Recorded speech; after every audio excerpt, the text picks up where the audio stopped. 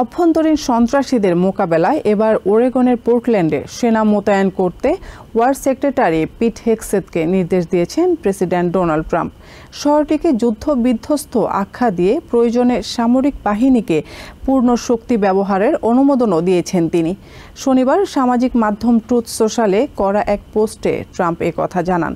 অন্যদিকে পোর্টল্যান্ডের mayor Keith Wilson বলেন, তার শহর সহ দেশের কোনো শহরেই ফেডারেল সেনা মোতায়েনের প্রয়োজন নেই। গভর্নর টেনা কোটেক জানান, পোর্টল্যান্ডে জাতীয় নিরাপত্তার কোনো হুমকি নেই। ট্রাম্পের এমন পদক্ষেপকে স্বৈরাচারী উল্লেখ করে তীব্র সমালোচনা করেন ওরেগনের 2 ডেমোক্রেটিক সেনেটর জেফ মার্কলি এবং রন ওয়াইডেন।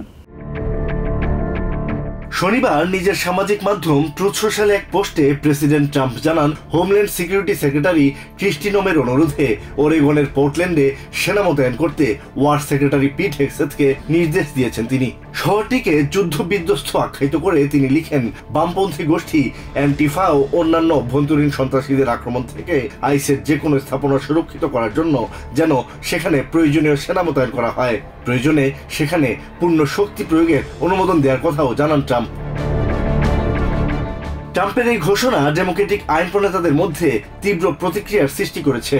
তার এমন সিদ্ধান্তের বিরোধিতা করে নিন্দা জানিয়েছেন তারা। এক বিবৃতিতে পোর্টল্যান্ডের মেয়র কিথ উইলসন বলেন, এই জাতির উপর দমনমূলক কর্মকাণ্ডের দীর্ঘ স্মৃতি আছে এবং প্রেসিডেন্ট এখানে কোনো বেআইনি কাজ বা সহিংসতা খুঁজে পাবেন না যদি না তিনি নিজে এটি ঘটানোর পরিকল্পনা করেন। পোর্টল্যান্ড কিংবা আমেরিকার অন্য কোনো শহরে কোনো সেনার প্রয়োজন নেই বলে উল্লেখ করেন তিনি। ওরেগনের গভর্নর টিনা কোটেক জানান, তাদেরকে সামরিক অভিযানের কারণ বা উদ্দেশ্য সম্পর্কে কোনো তথ্য দেয়নি ট্রাম্প প্রশাসন। তাদের কমিউনিটিগুলো নিরাপদ এবং শান্ত আছে বলে দাবি করেন তিনি।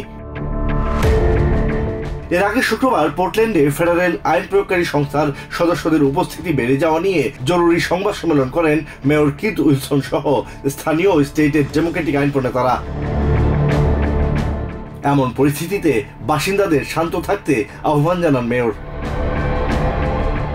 সেনেটর জেফ মার্কলি বলেন, পোর্টল্যান্ডকে অশান্ত করার ট্রাম্পের লক্ষ্য কোনোভাবেই বাস্তবায়ন হতে দেওয়া যাবে না। এছাড়া স্টেটটির ডেমোক্রেটিক নেতারা আলাদা আরেকটি সংবাদ সম্মেলন করেন।